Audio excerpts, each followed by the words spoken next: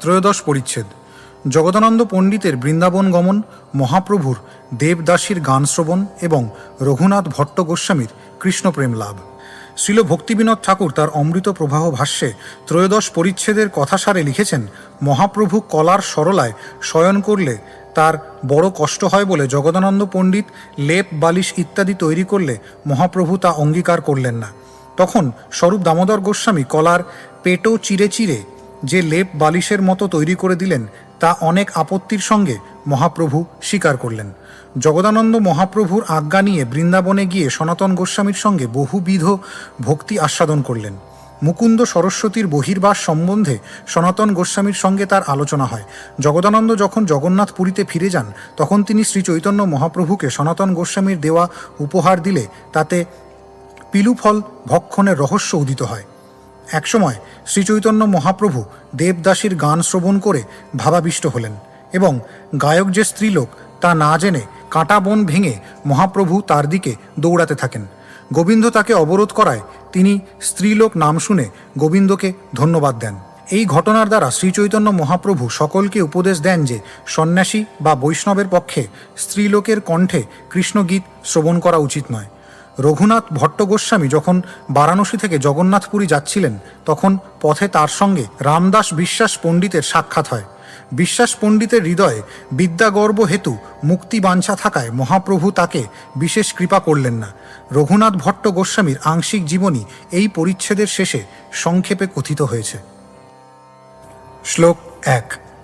অনুবাদ: যার কৃষ্ণ বিচ্ছেদ জনিত আরতির ফলে মন ও তনু ক্ষীণ হলেও ভবোদয়ের সময় প্রফুল্লতা ধারণ করতেন, সেই গৌরচন্দ্রকে আমি আশ্রয় করি। শ্লোক 2। জয় জয় শ্রীচৈতন্য জয় নিত্যানন্দ, জয়াদ্বৈত চন্দ্র জয় গৌর ভক্তবৃন্দ। 2। শ্লোকার্থ: পরমেশ্বর ভগবান শ্রী চৈতন্য মহাপ্রভুর জয় হোক, শ্রী নিত্যানন্দ প্রভুর জয় হোক, শ্রী অদ্বৈত চন্দ্রের জয় হোক সমস্ত গৌর ভক্তবৃন্দের। শ্লোক 3। হেন মতে মহাপ্রভু জগদানন্দ সঙ্গে নানা মতে আস্বাদয়ে প্রেমের তরঙ্গে। 3। শ্লোকার্থ: এইভাবে শ্রী চৈতন্য মহাপ্রভু জগদানন্দ পণ্ডিতের সঙ্গে শুদ্ধ প্রেমের তরঙ্গে নানা প্রকার আনন্দ আস্বাদন করেছিলেন। শ্লোক 4। কৃষ্ণ বিচ্ছেদে দুঃখে ক্ষীণ মন কায়, ভাবাবেশে প্রভু কভু প্রফুল্লিত হয়। 4। শ্লোকার্থ: কৃষ্ণ বিচ্ছেদজনিত দুঃখে শ্রীচৈতন্য মহাপ্রভুর মন ও দেহ ক্ষীণ হয়ে গিয়েছিল, কিন্তু ভাবাদয়ের সময় তা প্রফুল্লিত হতো। শ্লোক 5। কলার সরলাতে শয়ন অতি ক্ষীণ কায়, সরলাতে হাড় লাগে ব্যথা হয় গায়ে। 5। শ্লোকার্থ: তার শরীর অত্যন্ত ক্ষীণ হয়ে যাওয়ায় তিনি যখন কলা গাছের বাকলে শয়ন করতেন তখন তাতে হাড় লেগে তার গায়ে ব্যথা হতো। শ্লোক 6। দেখি সব ভক্তগণ মহা দুঃখ পায়, সহিতে নারে জগদানন্দ শ্রীজিলা উপায়। 6। শ্লোকার্থ: শ্রীচৈতন্য মহাপ্রভুর দেহে এইভাবে ব্যথা হতে দেখে ভক্তরা অত্যন্ত দুঃখিত হলেন এবং মহাপ্রভুর এই অবস্থা সহ্য করতে না পেরে জগদানন্দ পণ্ডিত একটি উপায় উদ্ভাবন করলেন। শ্লোক 7। সূক্ষ্ম বস্ত্র আনি গৌরিক দিয়া রাঙ্গাইলা, শিমুলির তুলা দিয়া তাহা পুরাইলা।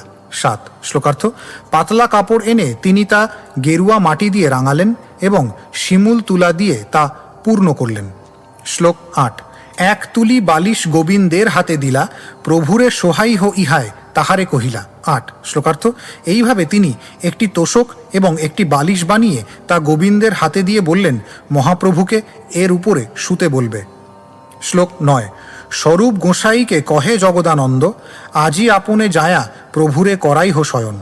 9। শ্লোকার্থ: জগদানন্দ পণ্ডিত স্বরূপ দামোদর গোস্বামীকে বললেন, দয়া করে আজ আপনি নিজে গিয়ে শ্রীচৈতন্য মহাপ্রভুকে এই বিছানার উপর শয়ন করতে অনুরোধ করবেন।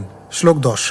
শয়নের কালে স্বরূপ তাহাই রহিলা, তুলি বালিশ দেখি প্রভু ক্রোধাবিষ্ট হইলা। 10। শ্লোকার্থ: মহাপ্রভুর শয়নের সময় স্বরূপ দামোদর সেখানেই ছিলেন, কিন্তু শ্রীচৈতন্য মহাপ্রভু যখন সেই তোষক এবং বালিশ দেখলেন তখন তিনি অত্যন্ত ক্রোধাবিষ্ট হলেন। শ্লোক 11। গোবিন্দেরে পুছেন ইহা করাইল কোন জন, জগদানন্দের নাম শুনি সংকোচ হইল মন। 11। শ্লোকার্থ: শ্রীচৈতন্য মহাপ্রভু তখন গোবিন্দকে জিজ্ঞাসা করলেন, এগুলি কে বানিয়েছে? গোবিন্দ যখন জগদানন্দ পণ্ডিতের নাম করলেন তখন মহাপ্রভু মনে একটু সংকোচ বোধ করলেন। শ্লোক 12। গোবিন্দেরে কহি সেই তুলি দূর কইলা, কলার সরলা উপর শয়ন করিলা। 12 শ্লোকার্থ। তিনি তখন গোবিন্দকে বললেন এই তোষক এবং বালিশ সেখান থেকে সরিয়ে নিতে। তারপর তিনি কলার সরলার উপর শয়ন করলেন। শ্লোক 13। স্বরূপ কহে তোমার ইচ্ছা কি কহিতে পারি, শয্যা উপেক্ষিলে পণ্ডিত দুঃখ পাবে ভারী। 13 শ্লোকার্থ। তখন স্বরূপ দামোদর মহাপ্রভুকে বললেন আমি আপনার ইচ্ছা বিরুদ্ধাচারণ করতে পারি না, কিন্তু আপনি যদি এই শয্যা উপেক্ষা করেন তাহলে জগদানন্দ পণ্ডিত অত্যন্ত দুঃখিত হবেন। শ্লোক 14। প্রভু কহেন খাট এক আনহ পারিতে, জগদানন্দ চাহে আমায় বিষয় ভুঞ্জাইতে। 14 শ্লোকার্থ। শ্রীচৈতন্য মহাপ্রভু তখন উত্তর দিলেন আমার শোয়ার জন্য তোমরা এখন একটা খাট নিয়ে এসো, জগদানন্দ আমাকে দিয়ে বিষয় ভোগ করাতে চায়। শ্লোক 15। সন্ন্যাসী মানুষ আমার ভূমিতে শয়ন, আমারে খাট তুলি বালিশ মস্তক মুন্ডন। 15 শ্লোকার্থ। আমি সন্ন্যাসী, তাই আমার ভূমিতে শয়ন করা কর্তব্য। আমি যদি খাটের উপর তোষক বালিশে শয়ন করি তাহলে তা অত্যন্ত লজ্জাকর ব্যাপার হবে। শ্লোক 16। স্বরূপ গোসাই আসি পণ্ডিতে কহিলা, শুনি জগদানন্দ মনে মহা দুঃখ পাইলা। 16 শ্লোকার্থ। স্বরূপ দামোদর গোস্বামী এসে যখন জগদানন্দ পণ্ডিতকে সে কথা বললেন তখন জগদানন্দ পণ্ডিত অন্তরে অত্যন্ত দুঃখিত হলেন। শ্লোক 17 এবং 18। স্বরূপ গোসাই তবে সৃজিলা প্রকার, কদলীর শুষ্ক পত্র আনিলা অপার। 17। নখে চিরি চিরি তাহা অতি সূক্ষ্ম কইলা, প্রভুর বহির্বাস দুইতে সে সব ভরিলা। 18 শ্লোকার্থ। স্বরূপ দামোদর গোস্বামী তখন একটি উপায় উদ্ভাবন করলেন। বহু শুকনো কলা পাতা এনে সেগুলি নখ দিয়ে চিরে অত্যন্ত সূক্ষ্ম করে মহাপ্রভুর দুটি বহির্বাসে সেগুলি ভরলেন। শ্লোক 19। এই মতো দুই কইলা ওড়ন পাড়নে, অঙ্গীকার কইলা প্রভু অনেক যতনে। 19 শ্লোকার্থ। এইভাবে স্বরূপ দামোদর একটি তোষক ও বালিশ তৈরি করলেন এবং বহু পীড়াপিড়ির পর শ্রীচৈতন্য মহাপ্রভু তা গ্রহণ করলেন। শ্লোক 20। তাতে শয়ন করেন প্রভু দেখি সবে সুখী, জগদানন্দ ভিতরে ক্রোধ বাহিরে মহাদুখী। 20 শ্লোকার্থ। শ্রীচৈতন্য মহাপ্রভুকে সেই শয্যার ওপর শয়ন করতে দেখে সমস্ত ভক্তরা অত্যন্ত খুশি হলেন, কিন্তু জগদানন্দ পণ্ডিত অন্তরে অত্যন্ত ক্রুদ্ধ হয়েছিলেন এবং বাহিরে অত্যন্ত দুঃখিত হয়েছিলেন। শ্লোক 21। পূর্বে জগদানন্দের ইচ্ছা বৃন্দাবন যাইতে, প্রভু আজ্ঞা না দেন তারে না পারে চলিতে। 21 শ্লোকার্থ।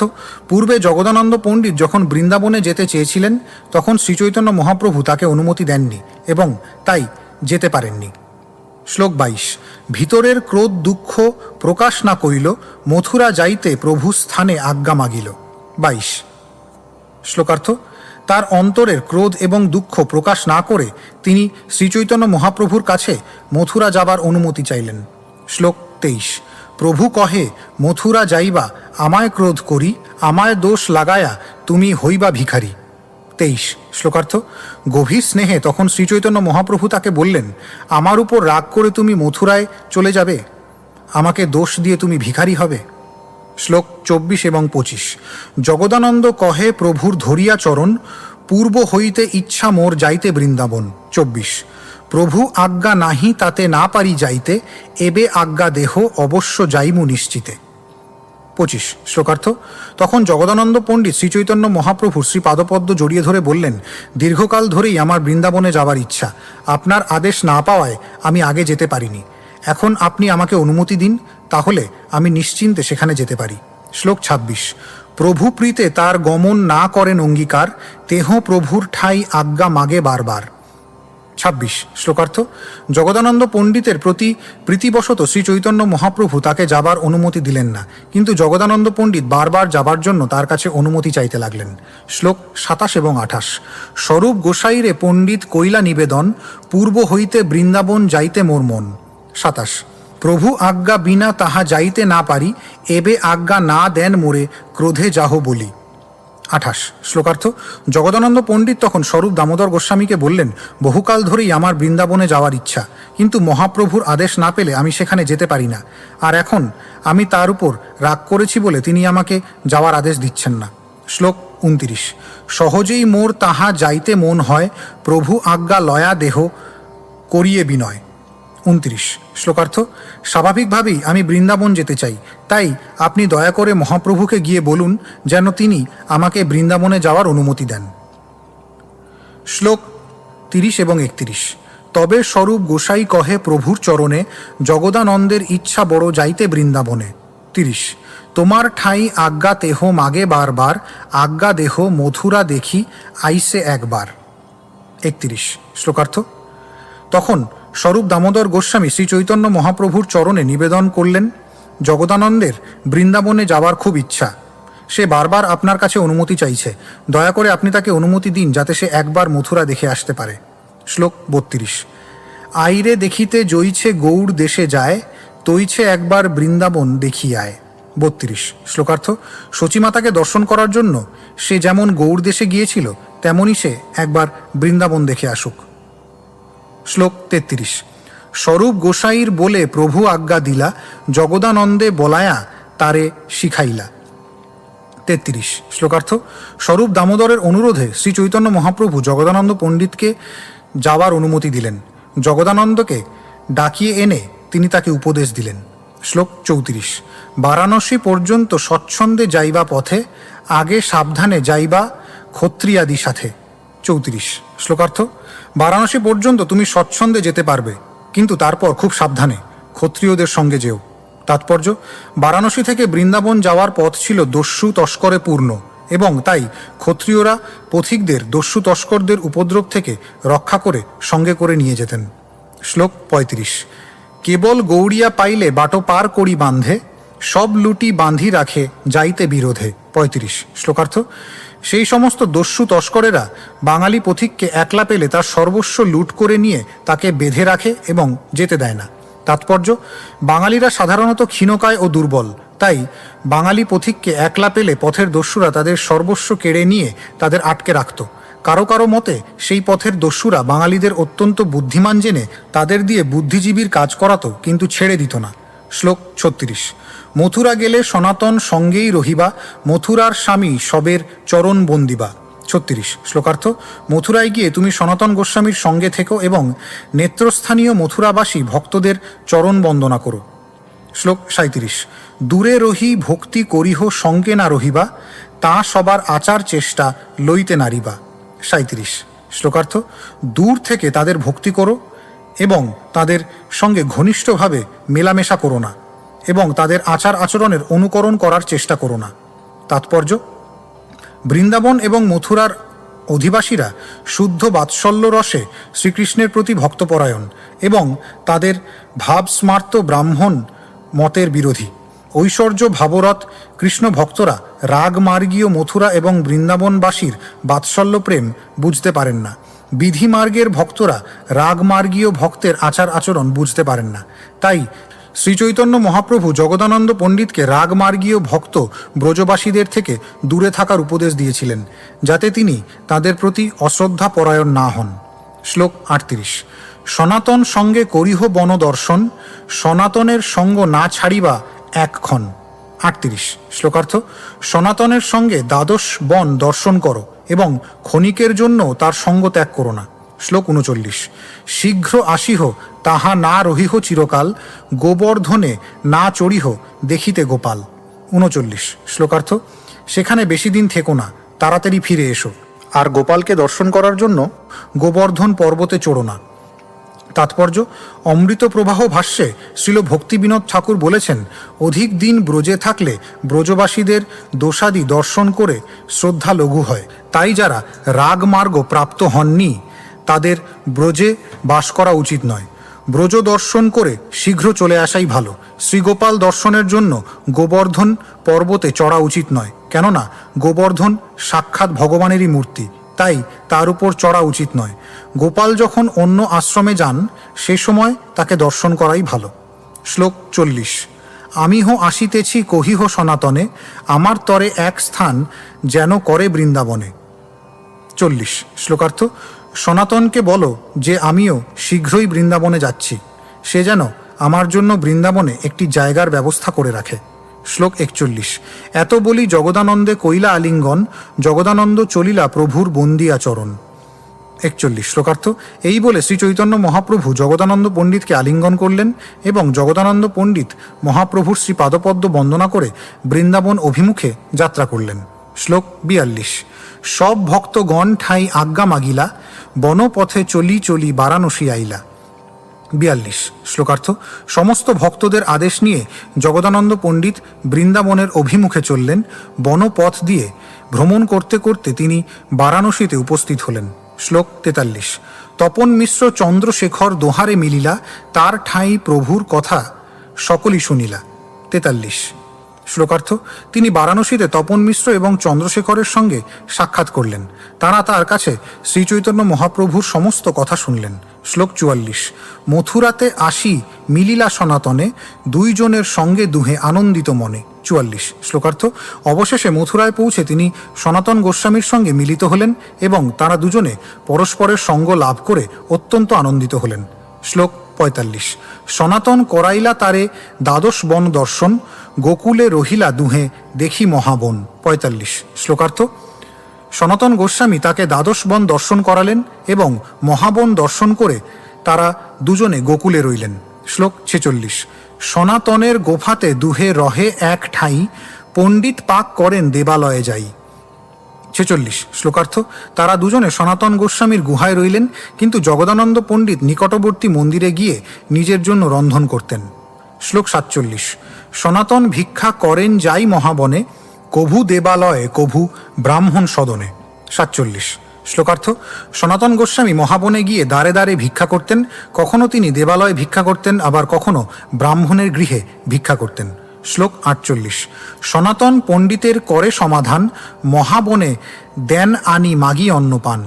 48 শ্লোকার্থ। জগদানন্দ পণ্ডিতের যা যা দরকার হতো তা সব সনাতন গোস্বামী জোগাড় করে দিতেন।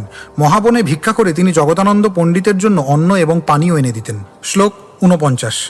একদিন সনাতনে পণ্ডিত নিমন্ত্রিলা, নিত্যকৃত্য করি তেহ পাক চড়াইলা। 49 শ্লোকার্থ।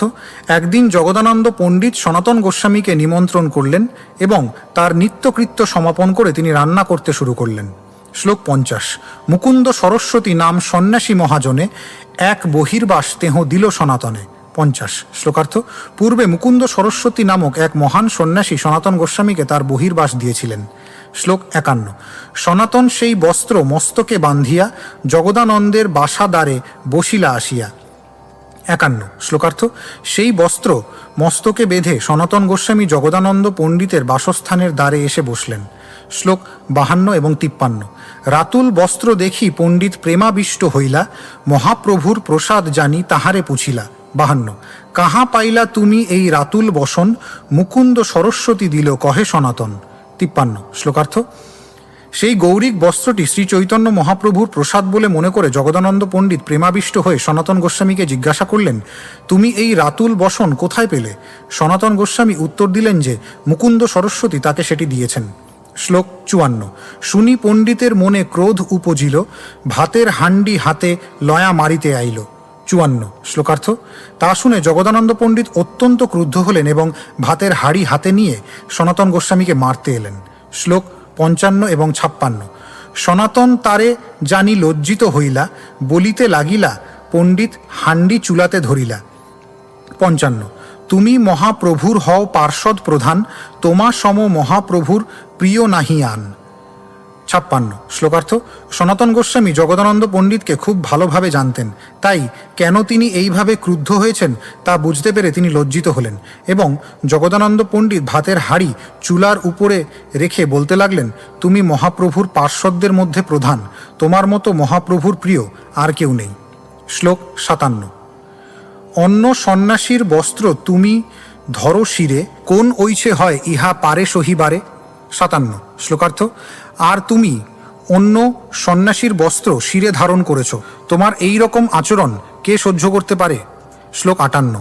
সনাতন কহে সাধু পণ্ডিত মহাশয়, তোমা সম চৈতন্যের প্রিয় কেহ নয়।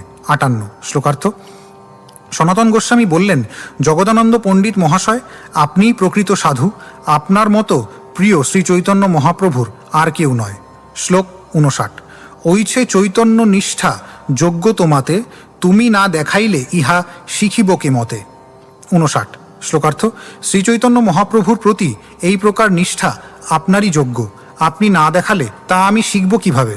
শ্লোক 60। যাহা দেখিবারে বস্ত্র মস্তকে বান্ধিল, সেই অপূর্ব প্রেম এই প্রত্যক্ষ দেখিল। 60 শ্লোকার্থ। যেই প্রেম দর্শন করার জন্য আমি বস্ত্র মস্তকে বেঁধেছি, সেই অপূর্ব প্রেম আমি প্রত্যক্ষ দর্শন করলাম। শ্লোক 61। রক্ত বস্ত্র বৈষ্ণবের পরিতে না জুয়ায়, কোন প্রবাসীরে দিমু কি কাজ উহায়। 61। শ্লোকার্থ। বৈষ্ণবের গৈরিক বসন পরা উচিত নয়, তাই তা দিয়ে আমার কোনো কাজ নেই, এটি আমি কোনো প্রবাসীকে দিয়ে দেব।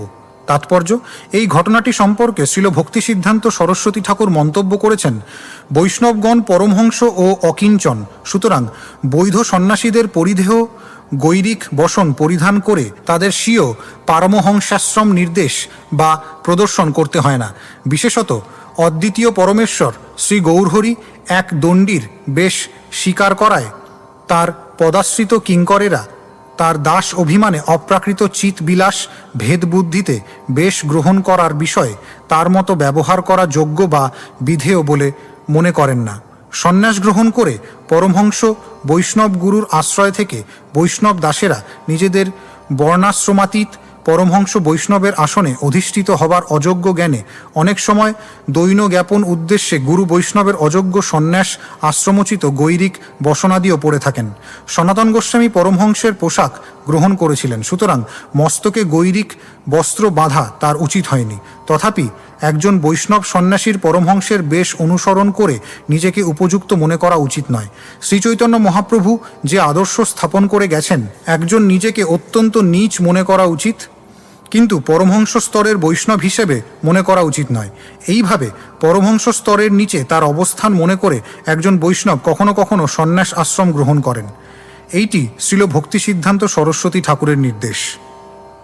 শ্লোক 62। পাক করি জগদানন্দ চৈতন্যে সমর্পিলা, দুইজন বসি তবে প্রসাদ পাইলা। 62। শ্লোকার্থ। রন্ধন করে জগদানন্দ পণ্ডিত তার শ্রীচৈতন্য মহাপ্রভুকে নিবেদন করলেন, তারপর তারা দুজনে একসঙ্গে বসে প্রসাদ পেলেন। শ্লোক 63। প্রসাদ পাই অন্যান্যে কৈলা আলিঙ্গন, চৈতন্য বিরহে দুহে করিলা ক্রন্দন। 63। শ্লোকার্থ। প্রসাদ পেয়ে তারা দুজনে পরস্পরকে আলিঙ্গন করলেন এবং শ্রীচৈতন্য মহাপ্রভুর বিরহে দুজনে ক্রন্দন করলেন। শ্লোক 64। এই মতো মাস 2 রহিলা বৃন্দাবনে, চৈতন্য বিরহ দুঃখ না যায় সহনে। 64। শ্লোকার্থ। এইভাবে জগদানন্দ পণ্ডিত এবং সনাতন গোস্বামী একসঙ্গে প্রায় 2 মাস বৃন্দাবনে রইলেন।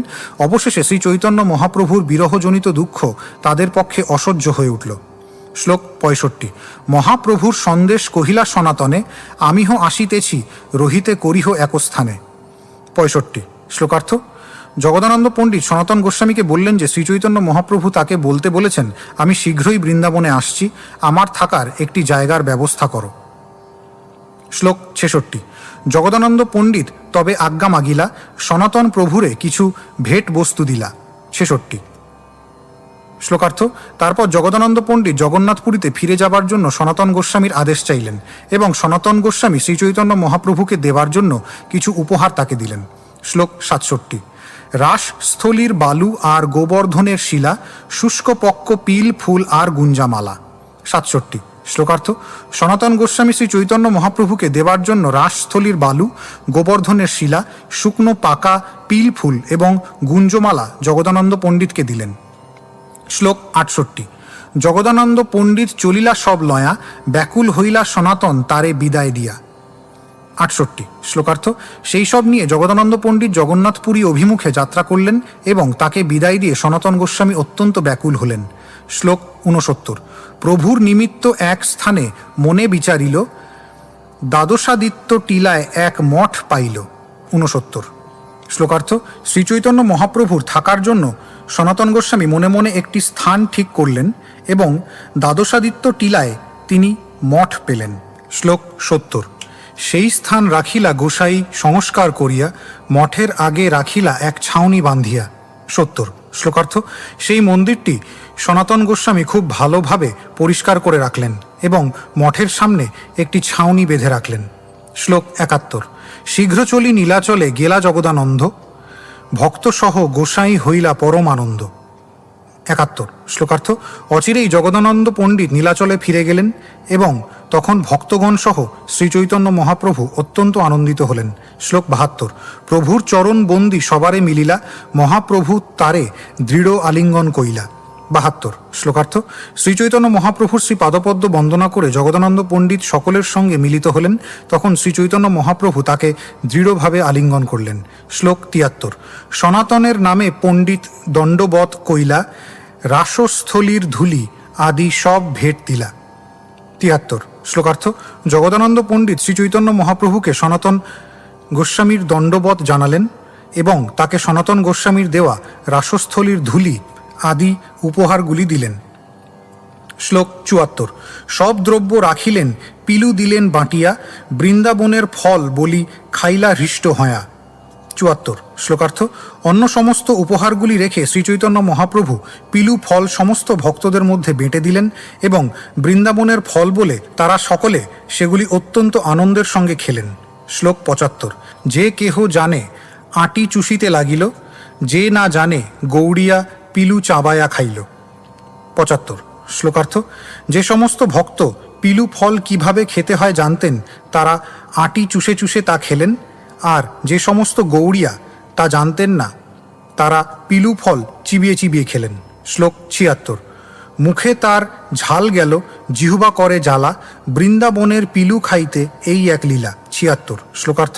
যারা চিবিয়ে পিলু ফল খেয়েছিলেন তাদের মুখে ঝাল লাগলো এবং জিহ্বা জ্বালা করতে লাগলো। বৃন্দাবনের পিলু ফল খাওয়া নিয়ে শ্রীচৈতন্য মহাপ্রভু এইভাবে লীলা করেছিলেন। শ্লোক 77। জগদানন্দের আগমনে সবার উল্লাস, এই মতে নীলাচলে প্রভুর বিলাস। 77 শ্লোকার্থ। জগদানন্দ পণ্ডিত ফিরে আসায় সকলে অত্যন্ত আনন্দিত হলেন।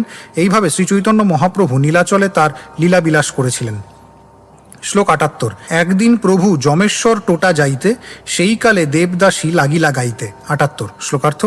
একদিন শ্রীচৈতন্য মহাপ্রভু যখন যমেশ্বর টোটায় যাচ্ছিলেন তখন জগন্নাথ মন্দিরের এক দেবদাসী গান গাইতে শুরু করলেন। শ্লোক 79। গুজ্জরী রাগিনী লয়া সুমধুর স্বরে, গীত গোবিন্দ পদ গায় জগমন হরে। 79 শ্লোকার্থ। গুর্জরী রাগিনীতে তিনি জগৎবাসীর মন হরণকারী সুমধুর স্বরে গীত গোবিন্দের পদ গাইছিলেন। শ্লোক 80। দূরে গান শুনি প্রভুর হইল আবেশ, স্ত্রী পুরুষ কে গায় না জানে বিশেষ। 80 শ্লোকার্থ। দূর থেকে সেই গান শুনে শ্রীচৈতন্য মহাপ্রভু প্রেমাবিষ্ট হলেন। গায়ক স্ত্রী কি পুরুষ সে সম্বন্ধে তার কোনো ধারণা ছিল না। শ্লোক 81। তারে মিলিবারে প্রভু আবেশে ধাইলা, পথে সিজের বাড়ি হয় ফুটিয়া চলিলা। 81 শ্লোকার্থ। তার সঙ্গে মিলিত হবার জন্য প্রেমাবেশে মহাপ্রভু কাঁটাবন ভেঙে তার দিকে ছুটে চললেন। শ্লোক 82। অঙ্গে কাটা লাগিল কিছু না জানিলা, আস্তে ব্যস্তে গোবিন্দ তার পাছেতে ধাইলা। 82 শ্লোকার্থ। তার সারা গায়ে কাটা লাগলো কিন্তু সে সম্বন্ধে তার কোনো হুঁশ ছিল না। তখন দ্রুতগতিতে গোবিন্দ তার পিছন পিছন ছুটলেন। শ্লোক 83। ধায়া যায়েন প্রভু, স্ত্রী আছে অল্প দূরে, স্ত্রী গায়ে বলি গোবিন্দ প্রভুরে কইলা কোলে। 83 শ্লোকার্থ। শ্রীচৈতন্য মহাপ্রভু অত্যন্ত দ্রুতগতিতে ছুটে যাচ্ছিলেন এবং সেই স্ত্রীলোকটি অল্প একটু দূরে মাত্র ছিল। ঠিক তখন গোবিন্দ স্ত্রীলোক এই গান গাইছে বলে শ্রীচৈতন্য মহাপ্রভুকে জড়িয়ে ধরলেন। শ্লোক 84। স্ত্রী নাম শুনি প্রভুর বাহ্য হইলা, পুনরূপী সেই পথে বাহুড়ি চলিলা। 84 শ্লোকার্থ। স্ত্রী নাম শোনামাত্র শ্রীচৈতন্য মহাপ্রভুর বাহ্য জ্ঞান হল এবং শ্রীচৈতন্য মহাপ্রভু তখন সেই পথ ধরে ফিরে গেলেন। শ্লোক 85। প্রভু কহে গোবিন্দ আজি রাখিলা জীবন, স্ত্রী পরশ হইলে আমার হইত মরণ। 85 শ্লোকার্থ। শ্রীচৈতন্য মহাপ্রভু তখন বললেন, গোবিন্দ আজ আমার প্রাণ রক্ষা করলে, যদি আজ আমি স্ত্রীলোকের শরীর স্পর্শ করতাম তাহলে আমার মৃত্যু হতো। শ্লোক 86। এ ঋণ শোধিতে আমি নারীমু তোমার, গোবিন্দ কহে জগন্নাথ রাখেন মুই কোন ছাড়। 86 শ্লোকার্থ। মহাপ্রভু বললেন, গোবিন্দ তোমার এই ঋণ আমি কোনোদিন শোধ করতে পারবো না। তখন গোবিন্দ বললেন, জগন্নাথ দেবী আপনাকে রক্ষা করেছেন, আমি তো কোন ছাড়। শ্লোক 87। প্রভু কহে গোবিন্দ মোর সঙ্গে রহিবা, যাহা তাহা মোর রক্ষায় সাবধান হইবা। 87 শ্লোকার্থ। শ্রীচৈতন্য মহাপ্রভু তখন গোবিন্দকে বললেন, গোবিন্দ তুমি সবসময় আমার সঙ্গে থেকো, সবসময় তুমি আমাকে সাবধানে রক্ষা করো। শ্লোক 88। এত বলি লেউটি প্রভু গেলা নিজ স্থানে, শুনি মহা ভয় হইল স্বরূপাদি মনে। 88 শ্লোকার্থ। এই বলে শ্রীচৈতন্য মহাপ্রভু তার বাসস্থানে ফিরে গেলেন। সেই ঘটনাটির কথা শুনে স্বরূপ দামোদর প্রমুখ ভক্তদের মনে অত্যন্ত ভয় হল। শ্লোক 89। এথা তপন মিশ্র পুত্র রঘুনাথ ভট্টাচার্য প্রভুরে দেখিতে চলিলা ছাড়ি সর্বকার্য। 89। শ্লোকার্থ। এদিকে তপন মিশ্রের পুত্র রঘুনাথ ভট্টাচার্য সমস্ত কাজ ছেড়ে শ্রীচৈতন্য মহাপ্রভুকে দর্শন করতে চললেন। শ্লোক 90। কাশী হইতে চলিলা তেহ গৌড় পথ দিয়া সঙ্গে সেবক চলে তার ঝালি বহিয়া। 90। শ্লোকার্থ। কাশী থেকে গৌড়ের পথ ধরে তিনি জগন্নাথপুরী অভিমুখে চললেন। তার সঙ্গে তার ঝুলি বহন করে এক সেবক যাচ্ছিলেন। শ্লোক 91। পথে তারে মিলিলা বিশ্বাস রামদাস বিশ্বাসখানার কায়স্থ তেহ রাজার বিশ্বাস। 91। শ্লোকার্থ। পথে রামদাস বিশ্বাস নামক এক ব্যক্তির সঙ্গে তার সাক্ষাৎ হল। জাতিতে তিনি ছিলেন কায়স্থ এবং তিনি ছিলেন রাজার বিশ্বস্ত হিসাবরক্ষক। তাৎপর্য: গৌড়েশ্বরের হিসাব কার্যালয়কে বিশ্বাসখানা বলা হতো। কায়স্থরাই সেখানে কাজ করতেন, কেননা তারা রাজার বিশ্বাসী ছিলেন। শ্লোক 92। সর্বশাস্ত্রে প্রবীণ কাব্য প্রকাশ অধ্যাপক পরম বৈষ্ণব রঘুনাথ উপাসক। 92। শ্লোকার্থ। রামদাস বিশ্বাস ছিলেন সর্বশাস্ত্রে সুপণ্ডিত, কাব্য প্রকাশের অধ্যাপক এবং রামচন্দ্রের উপাসক পরম বৈষ্ণব। তাৎপর্য: পরম বৈষ্ণব শব্দটি সম্বন্ধে মন্তব্য করে শ্রীল ভক্তিবিনোদ ঠাকুর বলেছেন, যিনি হৃদয়ে সাযুজ্য মুক্তির আকাঙ্ক্ষা করেন তিনি শুদ্ধ বৈষ্ণবদের মধ্যে পরিগণিত নন। বস্তুত রামচন্দ্রের উপাসক হওয়ায় রামদাসকে বৈষ্ণব প্রায় বলা যায়, কিন্তু সেই সময় শুদ্ধ বৈষ্ণবের শ্রেণীভেদ করতে অনেকেই অসমর্থ ছিলেন বলে কায়স্থ কুলোদ্ভূত রামদাসও জগতে পরম বৈষ্ণব বলে বিখ্যাত ছিলেন। শ্লোক 93। অষ্টপ্রহর রাম নাম জপেন রাত্রি দিনে সর্বত্যাজি চলিলা জগন্নাথ দর্শনে। 93। শ্লোকার্থ। রামদাস বিশ্বাস রাত্রে ও দিনে অষ্টপ্রহর রাম নাম জপ করতেন। তিনি সবকিছু ত্যাগ করে জগন্নাথ দেবের দর্শন করতে যাচ্ছিলেন। শ্লোক 94। রঘুনাথ ভট্টের সনে পথেতে মিলিলা ভট্টের ঝালি মাথে করি বহিয়া চলিলা। 94। শ্লোকার্থ। পথে রঘুনাথ ভট্টের সঙ্গে তার মিলন হল এবং রঘুনাথ ভট্টের ঝালি তিনি মাথায় বয়ে নিয়ে চললেন। শ্লোক 95। নানা সেবা করি করে পাদ সম্বাহন তাতে রঘুনাথের হয় সংকুচিত মন। 95। শ্লোকার্থ। রামদাস নানাভাবে রঘুনাথ ভট্টের সেবা করতেন, এমনকি তার পা টিপে দিতেন, তাতে রঘুনাথ ভট্ট অত্যন্ত সংকুচিত বোধ করতেন। শ্লোক 96। তুমি বড় লোক পণ্ডিত মহাভাগবতে সেবা না করিহ সুখে চলো মোর সাথে। 96। শ্লোকার্থ। রঘুনাথ ভট্ট তাকে বললেন, আপনি সম্ভ্রান্ত ব্যক্তি, পণ্ডিত এবং মহাভাগবত, দয়া করে আপনি আমার সেবা না করে সুখে আমার সঙ্গে চলুন। শ্লোক 97। রামদাস কহে আমি শূদ্র অধম ব্রাহ্মণের সেবা এই মোর নিজ ধর্ম। 97। শ্লোকার্থ। রামদাস উত্তর দিলেন, আমি শূদ্র, অত্যন্ত অধম জীব, ব্রাহ্মণের সেবা করাই আমার ধর্ম। শ্লোক 98। সংকোচ না করো তুমি আমি তোমার দাস তোমার সেবা করিলে হয় হৃদয়ে উল্লাস। 98। শ্লোকার্থ। তাই আপনি সংকোচ বোধ করবেন না, আমি আপনার দাস, আপনার সেবা করলে আমার হৃদয়ে আনন্দ হয়। শ্লোক 99। এত বলি ঝালি বহেন করেন সেবনে রঘুনাথের তারক মন্ত্র জপেন রাত্রি দিনে। 99। শ্লোকার্থ। এইভাবে রামদাস রঘুনাথ ভট্টের ঝালি বহন করে নানাভাবে তার সেবা করতে লাগলেন এবং দিন রাত শ্রীরামচন্দ্রের তারক মন্ত্র জপ করতে লাগলেন। শ্লোক 100। এই মতে রঘুনাথ আইলা নীলাচলে প্রভুর চরণে যায়া মিলিলা কুতূহলে। 100। শ্লোকার্থ। এইভাবে রঘুনাথ নীলাচলে এসে উপস্থিত হলেন এবং মহা আনন্দে শ্রী চৈতন্য মহাপ্রভুর সঙ্গে মিলিত হয়ে তার শ্রীপাদপদ্মে পতিত হলেন। শ্লোক 101। দণ্ডপর নাম করি ভট্ট পড়িলা চরণে প্রভু রঘুনাথ জানি কইলা আলিঙ্গনে। 101। শ্লোকার্থ। রঘুনাথ ভট্ট দণ্ডবৎ প্রণতি নিবেদন করে শ্রীচৈতন্য মহাপ্রভুর শ্রীপাদপদ্মে পতিত হলেন এবং তাকে রঘুনাথ ভট্ট বলে জেনে শ্রীচৈতন্য মহাপ্রভু তাকে আলিঙ্গন করলেন। শ্লোক 102। মিশ্র আর শেখরের দণ্ডবৎ জানাইলা মহাপ্রভু তা সবার বার্তা পুছিলা। 102। শ্লোকার্থ।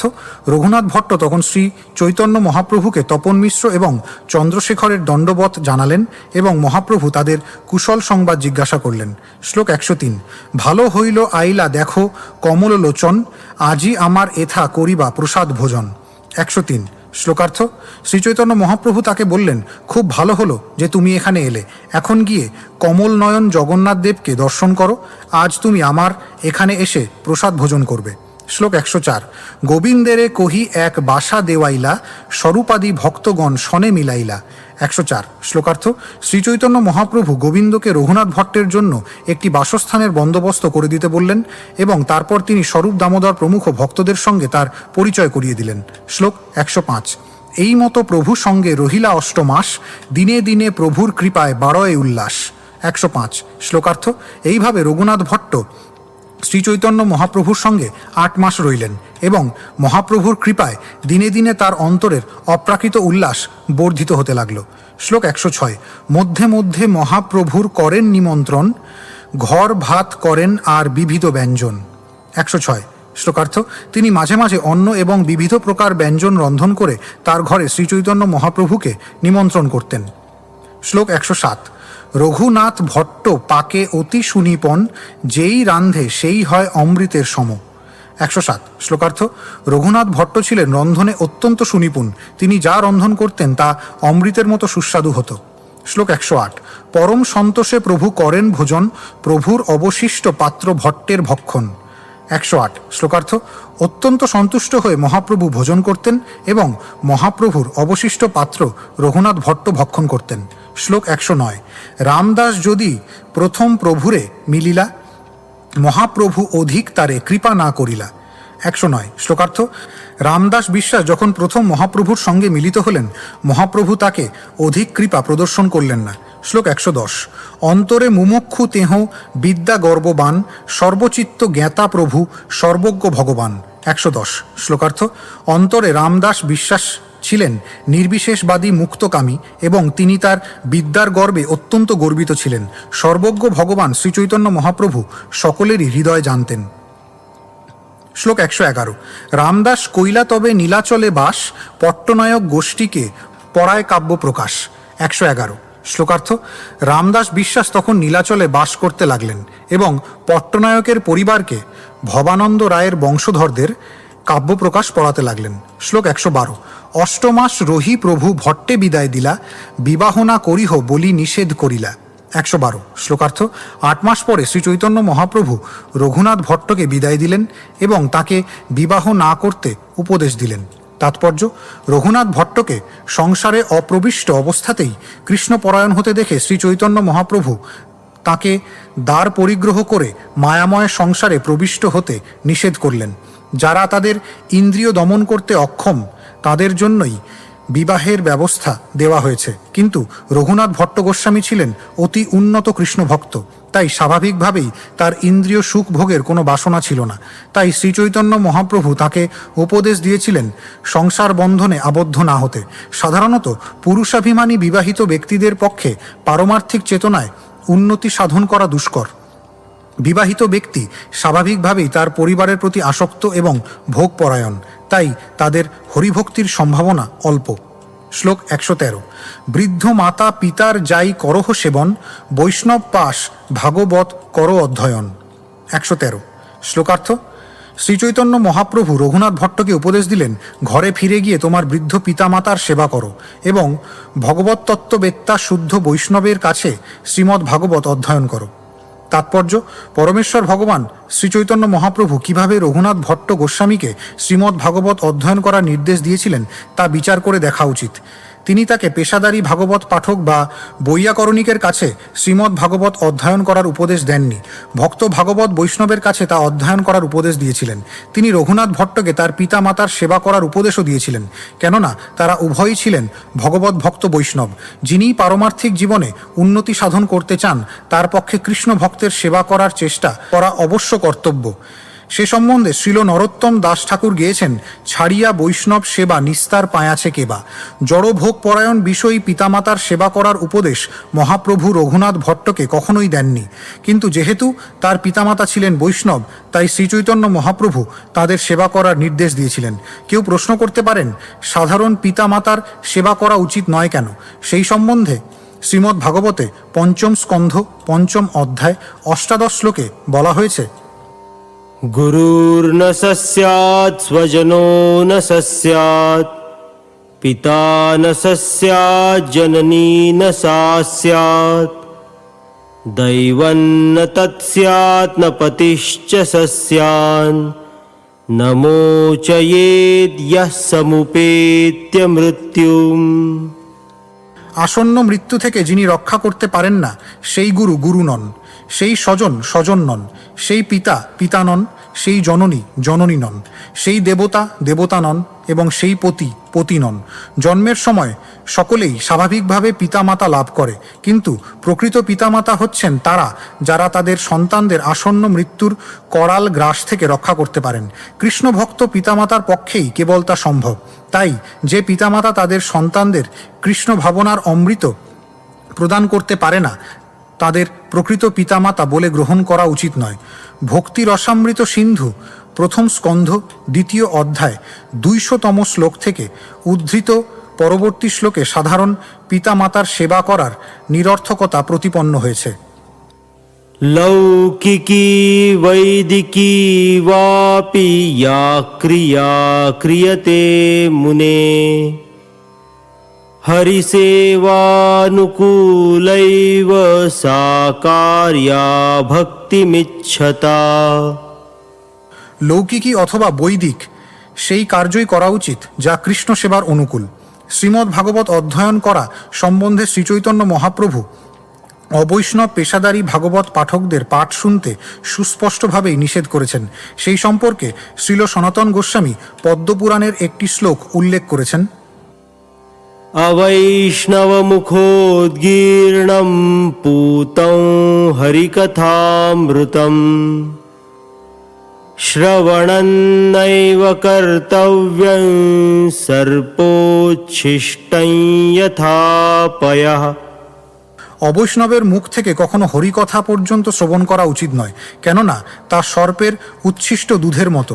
আজকাল ভাগবত সপ্তাহ পালন করার একটি নব্য প্রথার প্রচলন হয়েছে, যাতে এক সপ্তাহ ধরে ভাগবত পাঠ হয় এবং যারা তা পাঠ করেন তারা ভগবত ভক্ত নন অথবা আত্মতত্ত্ববেত্তা নন।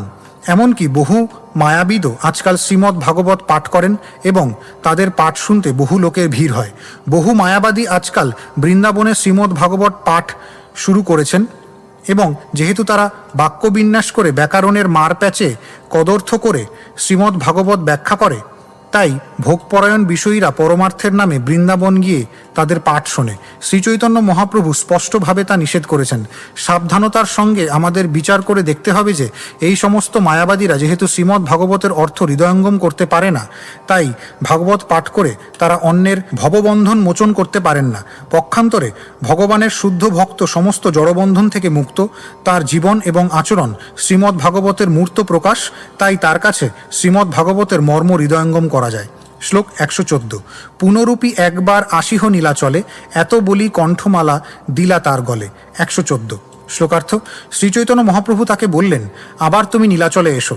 এই বলে তিনি তার কণ্ঠের মালা রঘুনাথ ভট্টের গলায় দিলেন। শ্লোক 115। আলিঙ্গন করি প্রভু বিদায় তারে দিলা, প্রেমে গড় গড় ভট্ট কান্দিতে লাগিলা। 115। শ্লোকার্থ। তারপর তাকে আলিঙ্গন করে শ্রীচৈতন্য মহাপ্রভু তাকে বিদায় দিলেন। প্রেমে বিহুবল হয়ে শ্রীচৈতন্য মহাপ্রভুর আসন্ন বিরহে রঘুনাথ ভট্ট কাঁদতে লাগলেন। শ্লোক 116। স্বরূপ আদি ভক্ত ঠাই আজ্ঞা মাগিয়া, বারাণসী আইলা ভট্ট প্রভুর আজ্ঞা পায়া। 116। শ্লোকার্থ। শ্রীচৈতন্য মহাপ্রভুর আদেশ নিয়ে স্বরূপ দামোদর প্রমুখ ভক্তদের কাছে বিদায় নিয়ে রঘুনাথ ভট্ট বারাণসী ফিরে গেলেন। শ্লোক 117। 4 বৎসর ঘরে পিতা মাতার সেবা কইলা, বৈষ্ণব পণ্ডিত ঠাঁই ভাগবত পড়িলা। 117। শ্লোকার্থ। শ্রীচৈতন্য মহাপ্রভুর নির্দেশ অনুসারে রঘুনাথ ভট্ট 4 বছর তার গৃহে থেকে পিতামাতার সেবা করলেন এবং বৈষ্ণব পণ্ডিতের কাছে শ্রীমদ্ ভাগবত পাঠ করলেন। শ্লোক 118। পিতা মাতা কাশী পাইলে উদাসীন হয়া, পুনঃ প্রভুর ঠাঁই আইলা গৃহাদি ছাড়িয়া। 118। শ্লোকার্থ। তারপর তার পিতামাতার মৃত্যুর পর তিনি গৃহত্যাগ করে উদাসীন হয়ে পুনরায় শ্রীচৈতন্য মহাপ্রভুর কাছে ফিরে গেলেন। শ্লোক 119 এবং 120। পূর্ববৎ 8 মাস প্রভু পাশ ছিলা, 8 মাস রহি পুনঃ প্রভু আজ্ঞা দিলা। 119। আমার আজ্ঞায় রঘুনাথ যাহ বৃন্দাবনে, তাহা যায়া রহ রূপ সনাতন স্থানে। 120। শ্লোকার্থ। পূর্বের মতো রঘুনাথ 8 মাস শ্রীচৈতন্য মহাপ্রভুর কাছে ছিলেন। তারপর মহাপ্রভু তাকে আদেশ দিলেন, রঘুনাথ, আমার আদেশ অনুসারে তুমি বৃন্দাবনে যাও এবং সেখানে গিয়ে রূপ ও সনাতনের তত্ত্বাবধানে থাকো। শ্লোক 121। ভাগবত পড় সদা লহ কৃষ্ণ নাম, অচিরে করিবেন কৃপা কৃষ্ণ ভগবান। 121 শ্লোকার্থ। বৃন্দাবনে গিয়ে শ্রীমদ্ ভাগবত পড়ো এবং সর্বক্ষণ কৃষ্ণ নাম গ্রহণ করো। পরমেশ্বর ভগবান শ্রীকৃষ্ণ অচিরেই তোমাকে কৃপা করবেন। শ্লোক 122 এত বলি প্রভু তারে আলিঙ্গন কইলা, প্রভুর কৃপাতে কৃষ্ণ প্রেমে মত্ত হইলা। 122 শ্লোকার্থ। এই বলে শ্রীচৈতন্য মহাপ্রভু তাকে আলিঙ্গন করলেন এবং তার কৃপায় রঘুনাথ ভট্ট কৃষ্ণ প্রেমে মত্ত হলেন। শ্লোক 123 14 হাত জগন্নাথের তুলসীর মালা, ছুটা পান বিড়া মহোৎসবে পায়াছিলা। 123 শ্লোকার্থ। মহোৎসবের সময় শ্রীচৈতন্য মহাপ্রভু 14 হাত লম্বা জগন্নাথের তুলসীর মালা এবং মশলা ছাড়া পানের বিড়া পেয়েছিলেন। শ্লোক 124 সেই মালা ছুটা পান প্রভু তারে দিলা, ইষ্ট দেব করি মালা ধরিয়া রাখিলা। 124 শ্লোকার্থ। সেই মালা এবং পান শ্রীচৈতন্য মহাপ্রভু রঘুনাথ ভট্টকে দিয়েছিলেন এবং রঘুনাথ ভট্ট তার আরাধ্য বিগ্রহরূপে সেগুলি তার কাছে রেখেছিলেন। শ্লোক 125 প্রভুর ঠাই আজ্ঞা লয়া গেলা বৃন্দাবনে, আশ্রয় করিলা আসি রূপ সনাতনে। 125 শ্লোকার্থ। শ্রীচৈতন্য মহাপ্রভুর আদেশ নিয়ে রঘুনাথ ভট্ট বৃন্দাবনে গেলেন এবং শ্রীল রূপ গোস্বামী ও শ্রীল সনাতন গোস্বামীর আশ্রয় রইলেন। শ্লোক 126 রূপ গোসাঁইর সভায় করেন ভাগবত পঠন, ভাগবত পড়িতে প্রেমে আউলায় তার মন। 126 শ্লোকার্থ। রূপ গোস্বামীর কাছে তিনি ভাগবত পাঠ করতে লাগলেন এবং ভাগবত পাঠ করতে করতে তার মন কৃষ্ণ প্রেমে উন্মত্ত হল। শ্লোক 127 অশ্রুকম্প গদ গদ প্রভুর কৃপাতে, নেত্রকণ্ঠ রোধে বাষ্প না পারে পড়িতে। 127 শ্লোকার্থ। শ্রীচৈতন্য মহাপ্রভুর কৃপায় রঘুনাথ ভট্ট অশ্রু কম্প গদগদ বচন আদি ভগবত প্রেমজনিত বিকার অনুভব করলেন। তার নেত্র অশ্রুপূর্ণ হওয়ায় এবং কণ্ঠ রুদ্ধ হওয়ায় তিনি শ্রীমদ্ ভাগবত পাঠ করতে পারলেন না। শ্লোক 128 পিকস্বর কণ্ঠ তাতে রাগের বিভাগ, এক শ্লোক পড়িতে ফিরায় 3-4 রাগ। 128 শ্লোকার্থ। তার কণ্ঠ ছিল কোকিলের মতো মধুর এবং তিনি 3-4টি বিভিন্ন রাগে শ্রীমদ্ ভাগবতের এক একটি শ্লোক পাঠ করতেন, তাই তার ভাগবত পাঠ ছিল অত্যন্ত শ্রুতিমধুর। শ্লোক 129 কৃষ্ণের সৌন্দর্য মাধুর্য যবে পড়ে শুনে, প্রেমেতে বিহবল তবে কিছুই না জানে। 129 শ্লোকার্থ। তিনি যখন কৃষ্ণের সৌন্দর্য এবং মাধুর্য পড়তেন বা শুনতেন তখন প্রেমে বিহবল হয়ে আত্মবিস্মৃত হতেন। শ্লোক 130 গোবিন্দ চরণে কইলা আত্মসমর্পণ, গোবিন্দ চরণার বিন্দ যার প্রাণধন। 130 শ্লোকার্থ। এইভাবে রঘুনাথ ভট্ট শ্রী গোবিন্দের চরণে আত্মসমর্পণ করলেন। গোবিন্দের চরণার বিন্দ ছিল তার প্রাণধন। শ্লোক 131 নিজ শিষ্যে কহি গোবিন্দের মন্দির করাইলা, বংশী মকর কুণ্ডলাদি ভূষণ করি দিলা। 131 শ্লোকার্থ। রঘুনাথ ভট্ট তার শিষ্যদের নির্দেশ দিয়ে গোবিন্দজির মন্দির করিয়েছিলেন এবং তিনি বংশী মকর কুণ্ডল ইত্যাদি গোবিন্দজির বহু অলঙ্কার করিয়ে দিয়েছিলেন। শ্লোক 132 গ্রাম্য বার্তা না শুনে না কহে জিহুবায়, কৃষ্ণ কথা পূজা দিতে অষ্টপ্রহর যায়। 132 শ্লোকার্থ। রঘুনাথ ভট্ট কোনো রকম জড়জাগতিক কথাবার্তা শুনতেন না বা জিহবায় উচ্চারণ করতেন না। কৃষ্ণ কথা এবং কৃষ্ণ পূজায় তার অষ্টপ্রহর অতিবাহিত হতো। শ্লোক 131 বৈষ্ণবের নিন্দ কর্ম নাহি পারে কানে, সবে কৃষ্ণ ভজন করে এই মাত্র জানে। 133 শ্লোকার্থ। তিনি কখনো বৈষ্ণবের নিন্দা কানে শুনতেন না অথবা বৈষ্ণবের অন্যায় আচরণের কথা শুনতেন না। তিনি জানতেন যে সকলেই শ্রীকৃষ্ণের ভজন করছেন। তাৎপর্য রঘুনাথ ভট্ট কখনো বৈষ্ণবের হানিকর কোনো কার্য করতেন না, অর্থাৎ তিনি কখনো ভগবানের সেবায় অমনোযোগী হতেন না এবং শুদ্ধ বৈষ্ণব আচরণের বিধি লঙ্ঘন করতেন না। বৈষ্ণব আচার্যের কর্তব্য হচ্ছে তার শিষ্য এবং অনুগামীদের বৈষ্ণব আচরণ বিধি লঙ্ঘন না করতে দেওয়া। তার কর্তব্য তার অনুগামীদের নিষ্ঠা সহকারে সমস্ত বৈষ্ণব বিধির অনুসরণ করতে অনুপ্রাণিত করা, যা তাদের অধঃপতন থেকে রক্ষা করবে। বৈষ্ণব প্রচারক যদিও কখনো কখনো কারোর সমালোচনা করতে পারেন, কিন্তু রঘুনাথ ভট্ট তা করতেন না। কোনো বৈষ্ণব নিন্দনীয় আচরণ করলেও রঘুনাথ ভট্ট তার সমালোচনা করতেন না। তিনি জানতেন যে সকলেই কৃষ্ণের সেবা করছেন। এটি মহাভাগবতের লক্ষণ।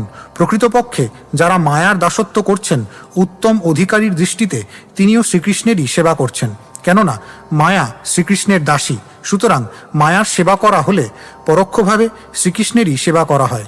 তাই বলা হয়েছে, কেহ মানে কেহ না মানে সব তার দাস, যে না মানে তার হয় সেই পাপে নাশ। চৈতন্য চরিতামৃত আদিলীলা ষষ্ঠ অধ্যায় 85তম শ্লোক। শ্লোক 134। মহাপ্রভুর দত্তমালা মননের কালে প্রসাদ করার সহ বান্ধিলেন গলে। 134। শ্লোকার্থ। রঘুনাথ ভট্ট গোস্বামী যখন কৃষ্ণ স্মরণ করতেন তখন তিনি শ্রীচৈতন্য মহাপ্রভুর মালা এবং জগন্নাথ দেবের প্রসাদ একসঙ্গে বেঁধে গলায় ধারণ করতেন। শ্লোক 135। মহাপ্রভুর কৃপায় কৃষ্ণ প্রেম অনর্গল, এই তো কহিলু তাতে চৈতন্য কৃপা ফল। 135। শ্লোকার্থ। মহাপ্রভুর কৃপায় রঘুনাথ ভট্ট নিরন্তর কৃষ্ণ প্রেমে মগ্ন হয়েছিলেন। এইভাবে আমি শ্রীচৈতন্য মহাপ্রভুর কৃপার ফল বর্ণনা করলাম। শ্লোক 136 এবং 137। জগদানন্দের কহিলু বৃন্দাবন গমন, তার মধ্যে দেবদাসীর গান শ্রবণ। 136। মহাপ্রভুর রঘুনাথে কৃপা প্রেম ফল, এক পরিচ্ছেদে তিন কথা কহিলু সকল। 137। শ্লোকার্থ। জগদানন্দ পণ্ডিতের বৃন্দাবন গমন, শ্রীচৈতন্য মহাপ্রভুর দেবদাসীর গান শ্রবণ এবং মহাপ্রভুর কৃপায় রঘুনাথ ভট্টের প্রেম ফল লাভ, এই পরিচ্ছেদে আমি এই তিনটি বিষয় বর্ণনা করলাম। শ্লোক 138। যে এই সকল কথা শুনে শ্রদ্ধা করি, তার কৃষ্ণ প্রেমধন দেন গৌর হরি। 138। শ্লোকার্থ। এই সমস্ত বর্ণনা যিনি শ্রদ্ধা সহকারে শ্রবণ করেন তাকে গৌরহরি শ্রীচৈতন্য মহাপ্রভু কৃষ্ণ প্রেমধন দান করেন। শ্লোক 139। শ্রীরূপ রঘুনাথ পদে যার আস, চৈতন্য চরিতামৃত কহে কৃষ্ণদাস। 139। শ্লোকার্থ। শ্রীল রূপ গোস্বামী ও শ্রীল সনাতন গোস্বামী শ্রীপাদপদ্মে আমার প্রণতি নিবেদন করে এবং তাদের কৃপা প্রার্থনা করে তাদের পদাঙ্ক অনুসরণপূর্বক আমি কৃষ্ণদাস শ্রী চৈতন্য চরিতামৃত বর্ণনা করছি। ইতি জগদানন্দ পণ্ডিতের বৃন্দাবন গমন, মহাপ্রভুর দেবদাসীর গান শ্রবণ এবং রঘুনাথ ভট্ট গোস্বামীর কৃষ্ণপ্রেম লাভ বর্ণনা করে শ্রী চৈতন্য চরিতামৃত গ্রন্থের অন্তলীলার ত্রয়োদশ পরিচ্ছেদের ভক্তি বেদান্ত তাৎপর্য।